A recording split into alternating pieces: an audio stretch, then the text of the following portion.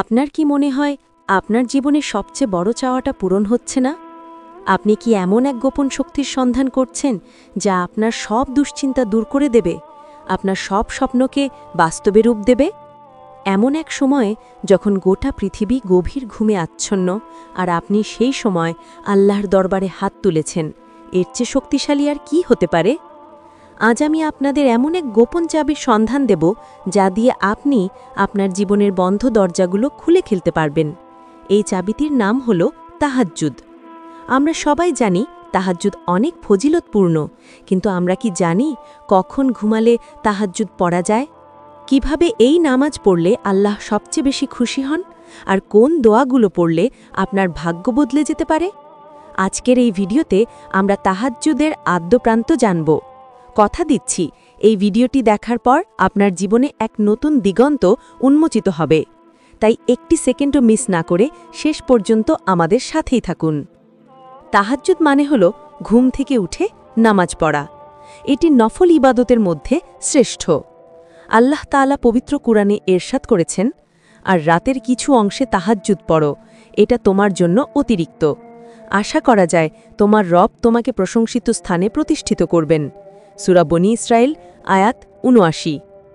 তাহাজ্জুদের সময় শুরু হয় এশার নামাজের পর থেকে সুবহে সাদিক বা ফজরের ওয়াক্ত শুরু হওয়ার আগ পর্যন্ত। কিন্তু শ্রেষ্ঠ সময় কোনটি?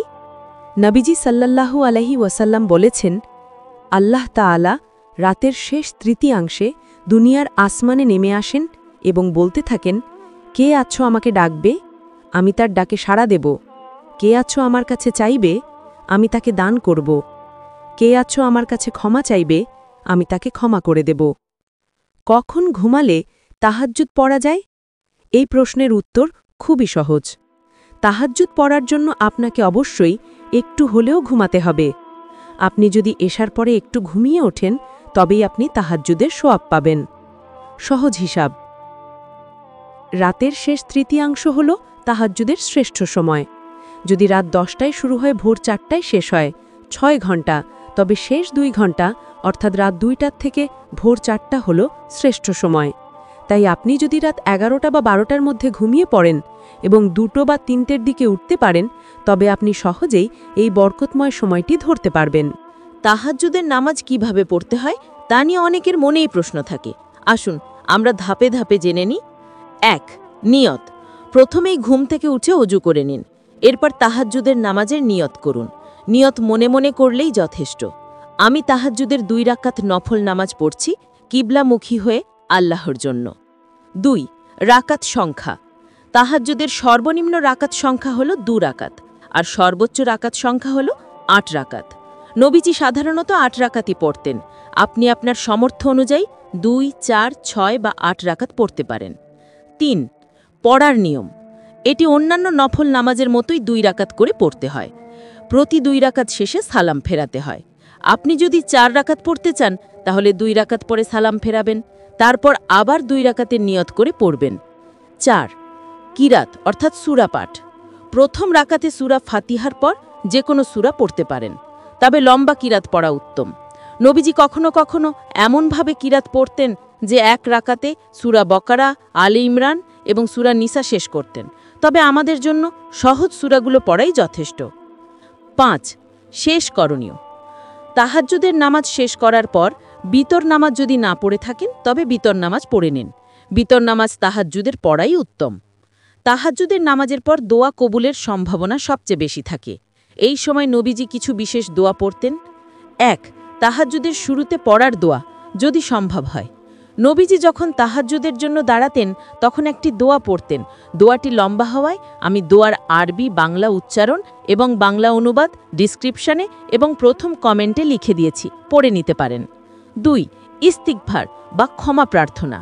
এই সময় বেশি বেশি ইস্তিগফার বা ক্ষমা প্রার্থনা করুন, কারণ আল্লাহ এই সময় ক্ষমা প্রার্থীদের ক্ষমা করে দেন। 3.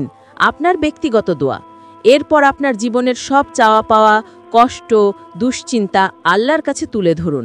এই সময় আপনার ভাষা যেমনই হোক না কেন, আল্লাহ আপনার মনের কথা শোনেন। আপনার সন্তানের জন্য দোয়া করুন, আপনার বাবা মায়ের জন্য দোয়া করুন, আপনার রিজিকের বরকতের জন্য দোয়া করুন, আপনার জীবনের সব সমস্যার সমাধানের জন্য দোয়া করুন। মনে রাখবেন, এই সময় আল্লাহ আপনার সবচেয়ে কাছে থাকেন, তাই মন খুলে চান।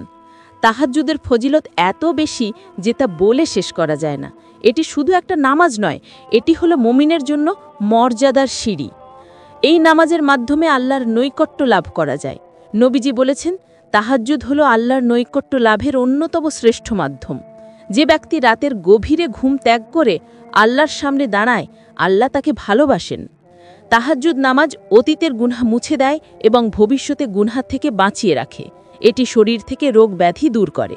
নবীজি বলেছেন, জান্নাতে এমন কিছু ঘর আছে যা বাইরে থেকে ভেতর দেখা যায় এবং ভেতর থেকে বাইরে দেখা যায়। এই ঘরগুলো তাদের জন্য যারা ১. কথা বলার সময় নম্রতা বজায় রাখে, ২.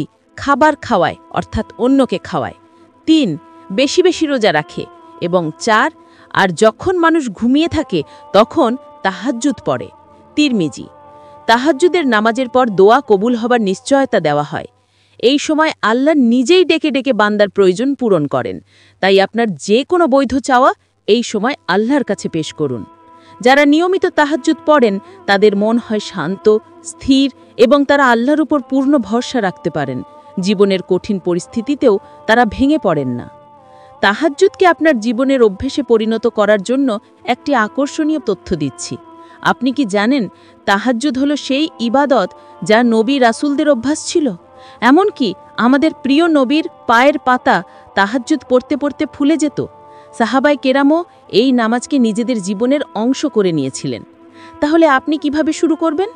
ছোট্ট করে শুরু করুন। প্রথমে সপ্তাহে 1 বা 2 দিন তাহাজ্জুদ পড়ুন। অ্যালার্ম সেট করুন। ফজরের 20-30 মিনিট আগে অ্যালার্ম সেট করুন। দৃঢ় সংকল্প। মনে রাখবেন, শয়তান আপনাকে ঘুম থেকে উঠতে দেবে না। তাই আল্লাহর উপর ভরসা রেখে দৃঢ় সংকল্প করুন। তাহাজ্জুদ শুধু একটি নামাজ নয়, এটি হলো আপনার আর আল্লাহর মধ্যেকার এক গোপন চুক্তি। যখন সবাই ঘুমিয়ে থাকে তখন আপনি জেগে উঠে আল্লাহর সাথে কথা বলেন, আর আল্লাহ সেই বান্দাকে কখনো খালি হাতে ফিরিয়ে দেন না।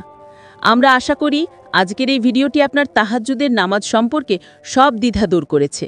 যদি ভিডিওটি ভালো লেগে থাকে তাহলে অবশ্যই একটি লাইক দিন। আপনার বন্ধুবান্ধব ও পরিবারের সাথে শেয়ার করুন, যাতে তারাও এই বরকতময় ইবাদতের অংশীদার হতে পারেন। আর কমেন্ট করে জানান আপনি আজ রাত থেকে তাহাজ্জুদ শুরু করছেন কিনা। পরবর্তী ভিডিওতে দেখা হবে। সেই পর্যন্ত ভালো থাকুন, সুস্থ থাকুন এবং আল্লাহর হেফাজতে থাকুন। আসসালামু আলাইকুম ওয়া রাহমাতুল্লাহ।